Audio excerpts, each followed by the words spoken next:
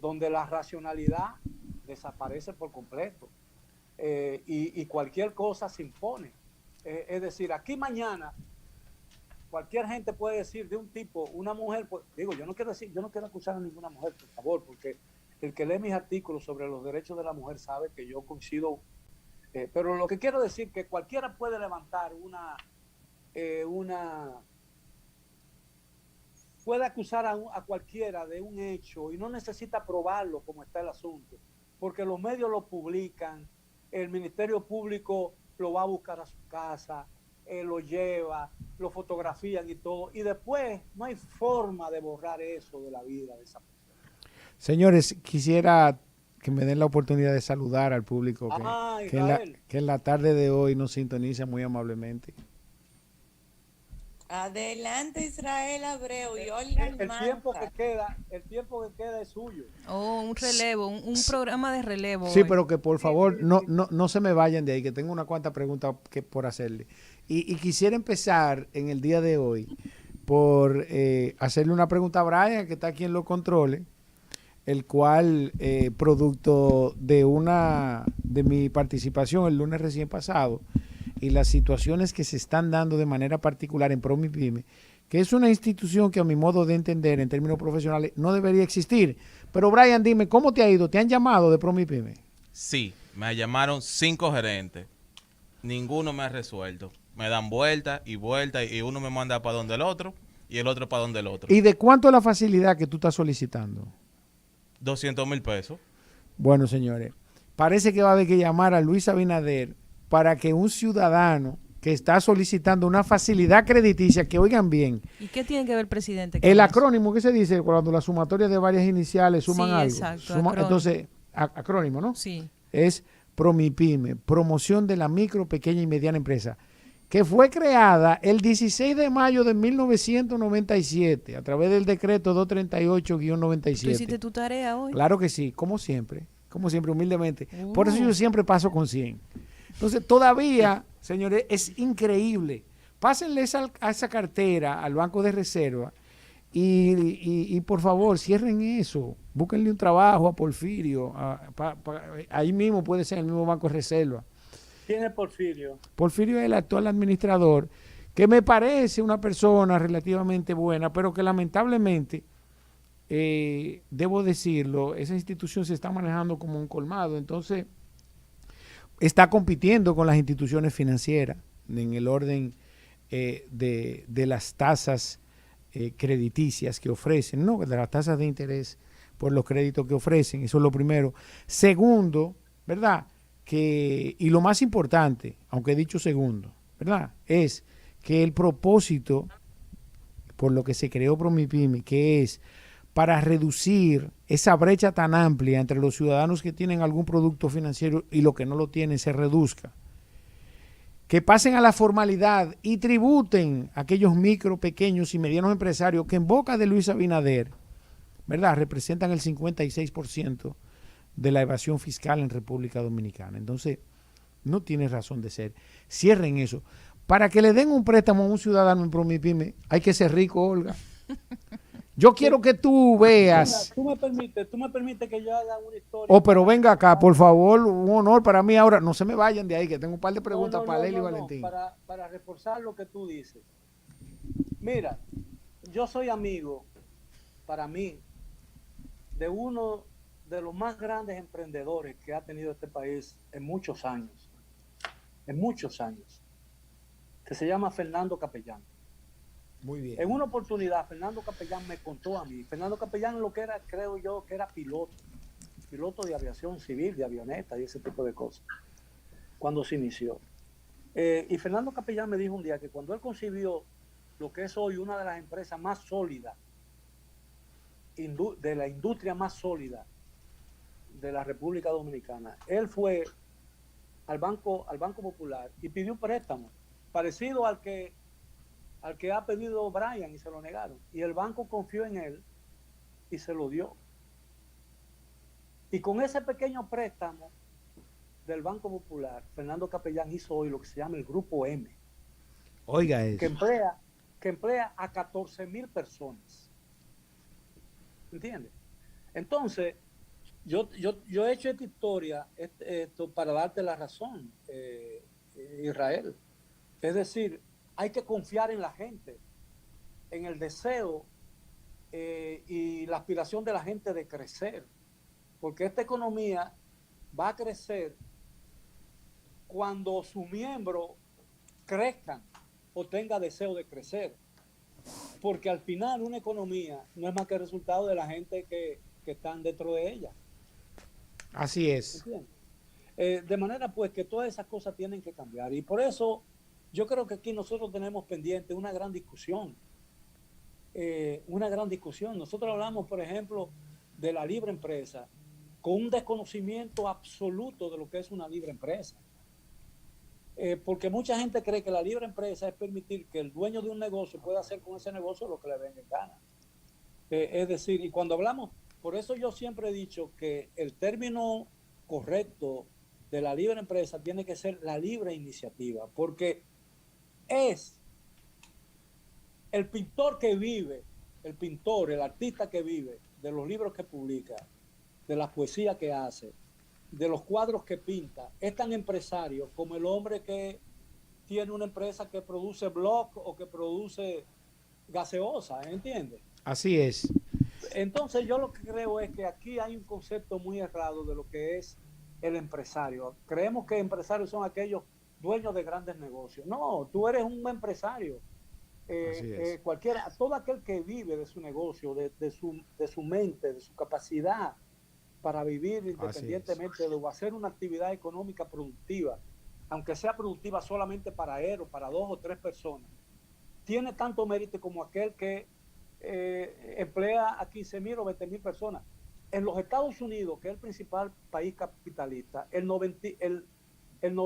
creo que entre el 85, tú me corregirás, pero un elevado porcentaje de los empleos lo generan, no las grandes industrias como General Motors ni como Ford, sino las pequeñas y medianas industrias. Así es. La base de la economía, y voy a hablar de la alemana, no de la dominicana, que lamentablemente todavía no está formalizada, está sustentada, está segmentada sobre la base de la micro, pequeña y mediana empresa. Señores, en Alemania, la diferencia es que esas micro, pequeñas y medianas empresas encuentran en el gobierno un aliado porque entiende la importancia que tienen. Desde el punto de vista de la generación de empleo, que es el medio a través del cual se hace una justa distribución de la riqueza de una nación, y a través entonces de las fuentes de financiamiento que les puede ofrecer. Yo le voy a dejar aquí una notica a don Rudy González para que me ayude con eso, que yo sé que don Luis Abinader lo escucha para el programa que viene. ¿Tú crees que lo escucha? Claro, yo creo que sí que lo escucha. Don Rudy es una autoridad, debo yo creo reconocerlo. que en este momento no está escuchando ni siquiera Valentín. El hecho es que don Rudy debe recomendarle también que cierren a Promipyme. Eso no tiene ninguna razón de ser. ¿Que cierren que a quién? A Promipyme. Eso debería ser una sucursal del Banco Popular, ahí donde está Banca Solidaria, que vuelvo y le digo, no es lamentablemente, ni tiene como objetivo, lamentablemente así decirlo, ¿verdad? El propósito para el cual fue creado. Mira, hemos citado el caso del joven por todo conocido, que no voy a decir más su nombre ya, porque espero que le resuelvan, y no quiero que le resuelvan por la presión mediática que nosotros podamos hacerle. No, señores, yo tengo mi Instagram lleno de mensajes de gente que están en la misma situación, y no es posible. Ya hace 2 meses, en alguna medida, yo tuve que llamar la atención por alguien que de manera particular, vinculado a mí, que debo decirlo, por si ahorita quieren decirlo, porque Brian está vinculado a mí, tenemos años conociéndonos también. Entonces, para que le presten a una persona que está calificada, definitivamente haya que hacer este tipo de ruido mediático que no es necesario. Entonces yo le voy a dejar esa notita a don Rudy. Don Rudy, mire, me gustaría que usted le dé ese consejo. Eso no tiene ninguna razón de ser en este momento. Definitivamente, cierren Promipyme, abran una sucursal del Banco de Reserva, que de hecho el ministro de Industria y Comercio, don Ito Bisonó, que le tenemos su minuto, ¿verdad? Por recomendación de Leila siempre. Pero el lunes, déjalo para el lunes. La dejo para el lunes, pues está bien, no voy a hablar de eso hoy. Pero Ito Bisonó y al administrador del Banco de Reserva son quienes dirigen el Consejo de Promipyme, ¿verdad? El Consejo de Administración de Promipyme. Entonces, eso no hace nada, eso es lo que le está generando ruido al presidente. Quiten eso, búsquenle un trabajo en otro sitio a don Porfirio Peralta, que me parece una buena persona y un buen político. Y a lo que te Pero parece más lo que Promipyme no tú fue le dices. creado- Es para afuera que van. Ah, ok. Pero Promipyme no fue creado mediante una ley. No, fue mediante un decreto, que fue el decreto 238-97, el 16 de mayo de 1997, creado por Leonel Fernández, a la sazón presidente. Y yo no quiero cuestionar los 30 años casi que tiene la institución creada. No voy a entrar en esa diatriba, porque se supone que este es el gobierno del cambio, y yo creo en el cambio. Bueno, pues que quiten eso, o que le busquen un propósito real a eso. ¿Usted me entiende, don Miguel? Sí, sí, claro, claro. Y a la amable teleaudiencia. Entonces ya... Ahora, ¿por qué te refieres? ¿Por qué implora o hace referencia a Rudy, que es el que viene detrás de nosotros? No, lo que pasa es que programa... yo sé que a Oye País, ¿verdad? Lo escucha mucha gente. Y yo creo que tiene el nivel, claro que sí, y yo creo que tiene el nivel suficiente para que sea escuchado en el más alto nivel político de República Dominicana. Bueno, Yo sé que si don Rudy me hace ese comentario que le agrega valor de hecho al gobierno, porque esa institución lo que le está es creando ruido. Yo creo que el presidente lo va a escuchar y lo va a tomar en consideración. En dos órdenes. Si reenfocan la institución partiendo de la premisa del objetivo por el cual fue creada, ganamos todos. Ganamos todos. Porque le van a, porque van a promover la micro, pequeña y mediana empresa. Esa es una. Y segunda, si la disuelven, también ganamos, porque todos esos salarios que están ahí y todos esos PRMistas o PLDistas, porque dicen también que tiene un viaje de PLDista nombrado, no sé. Eso es alta política, no voy a entrar en ese tipo de detalles. Pero también ganamos si cierran esa institución. Bueno, pero yo creo que las cosas que pueden beneficiar al país tienen que ser separadas de la militancia o de las preferencias de carácter político. Muy de acuerdo. Yo creo que una cosa, yo normalmente, mira, a mí me resulta muy fácil separar una cosa de la otra, porque yo he aprendido a lo largo de mi ejercicio profesional que yo no siempre tengo la razón. Así es. Y que muchas veces las personas que yo creía que estaban equivocados me convencieron de que el que estaba equivocado era yo. Y eso me ha ayudado mucho a ver las cosas en su justa dimensión y perspectiva. Y yo creo que eso es importante, que la gente vea eso. La gente tiene que aprender en este país. El liderazgo político tiene que aprender en este país que la ruta del desarrollo y del bienestar nacional no puede ser encontrado de manera unilateral, porque es muy compleja esa ruta. Y entonces, lo que yo tengo no es todo lo que yo necesito para llegar al futuro. Mi adversario tiene una parte que para mí es fundamental. ¿Por qué yo lo voy a rechazar? Porque yo voy a prescindir de eso que tanta falta me hace. ¿Entiendes? Así es. Entonces yo creo que nosotros tenemos que aprender definitivamente a vivir con las diferencias. Esa ha sido mi retórica. Yo no voy a decir discurso porque yo no soy un político. Pero a mí me gustaría escuchar, porque usted está como muy filosófico. Vamos a aplatanar eso. ¿A qué usted se refiere de manera específica, profesor? Y excúseme. No, a todo el mundo.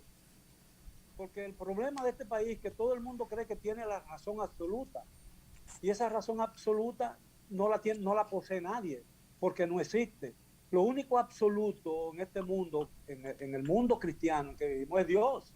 Así es. ¿Entiendes? Y Dios no cede esa verdad absoluta. Miren, porque si la cediera fuera el fin del mundo. Entonces es mejor que esté en poder de Él y no de ninguno de nosotros. Entonces ese es el problema, que nos resulta tan difícil llegar a acuerdos y sentarnos, incluso llegar a acuerdos en aquellas cosas en que estamos de acuerdo. ¿Entiendes? Estoy muy de acuerdo con usted. Y a propósito de acuerdo, don Miguel. Yo digo, tú y yo nos sentamos y yo digo, mira, yo creo que es así. Yo creo que lo que tú dices es verdad. Y dice, entonces tú estás de acuerdo conmigo, sí. Entonces vamos, pero espérate. Entonces ese para, espérate, es lo que nos tiene condenado en el pasado, hermano. Entonces nosotros tenemos que aprender a ser flexibles, aprender ahí que la verdad no la tiene nadie. Así es. No la posee nadie. Entonces tenemos que aprender a renunciar en aras de algo de mutua conveniencia.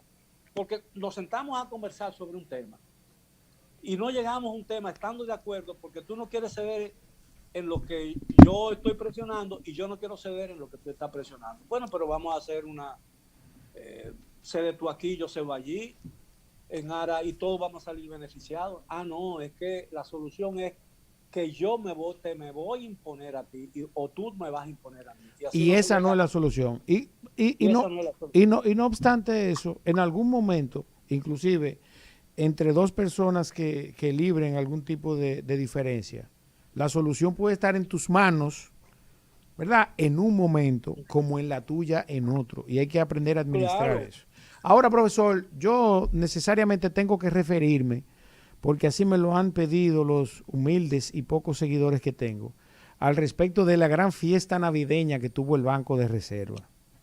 Tiene 2 minutos. Muy bien, entonces en ese orden, para agotar mis 2 minutos, lamentablemente tengo que decirlo así. Miren, en algún momento de la historia política de República Dominicana y de la historia económica y financiera del país, a Samuel Pereira le van a sacar el costo de esa actividad. Les voy a decir por qué. Porque al margen de que el Banco de Reserva es una institución financiera, ¿verdad?, privada de capital público, lamentablemente los dueños de esa institución no privada somos, exacto, no, es privada de capital público, somos los dueños de esa institución, los dominicanos, todos y cada uno de los dominicanos, en la proporción del capital suscrito que tiene actualmente, que son 10 mil millones de pesos, somos dueños de esa institución. Y no es verdad que el dominicano aprueba, ¿verdad?, una actividad como esa en donde se supone que se gastaron entre 3 y 5 millones de dólares. Yo no sé cuál fue el gasto, eso es lo que me han escrito. Entonces no es verdad que el dominicano aprueba eso, teniendo las necesidades que tiene el dominicano. Todo el que me esté escuchando en este momento, que saque su calculadora y divida, multiplique 4 millones de dólares por 57 y lo divida después entre 23 mil pesos, que es el costo promedio de la canasta básica familiar en el primer quintil, y ustedes se van a dar cuenta a cuántas familias se le pudo dar comida del dinero del Banco de Reservas que produjo a partir de la participación del gobierno dominicano como dueño de ese banco, mira, y del cual somos nosotros dueños. Entonces, profesor, escúcheme, para concluir, porque es importante que sepan, yo no estoy nada de acuerdo, y en algún momento de la historia económica de este país nos vamos a acordar de eso. Y con otra cosa que no estoy de acuerdo, ojalá y don Rudy venga escuchando el programa también. ¿Pero por qué don Rudy? No, porque es el que nos sigue, es el que va a heredar la sintonía. ¿Y por qué usted me objeta a Rudy? Yo no entiendo. Oiga bien, profesor, en el Congreso de la República Dominicana se está discutiendo un anteproyecto de ley que establece la capitalización de 29 mil millones de pesos. Pero perdón, déjeme decirle, profesor, entonces, esos 29 mil millones de pesos se van a sumar a los 10 mil millones de pesos actuales. Oigan bien, pero espérese, profesor, para que usted me diga lo que usted quiera. Esos 10 mil millones, para que me está escuchando, esos 29 mil millones de pesos que están en futuras capitalizaciones o utilidades no distribuidas, oigan bien, para que estemos claros, significan que nosotros tenemos dinero en el banco y que a cambio de ese dinero nos van a dar papeles, que son las acciones que vamos a capitalizar. Espérese, profesor, entonces, teniendo un país con graves dificultades económicas, yo preferiría que Luis Abinader administre esos 29 mil millones y no que lo capitalice. Pero Israel, ¿me escucha? Sí. Bueno, el problema no reside en eso, en que haya gastado 4 millones de dólares. La cantidad es irrelevante. El caso es que en junio de este año, el presidente Abinader emitió un decreto prohibiendo lo que el administrador del Banco de Reserva hizo. Ahí es donde está el kit. ¿Entiendes? No importa que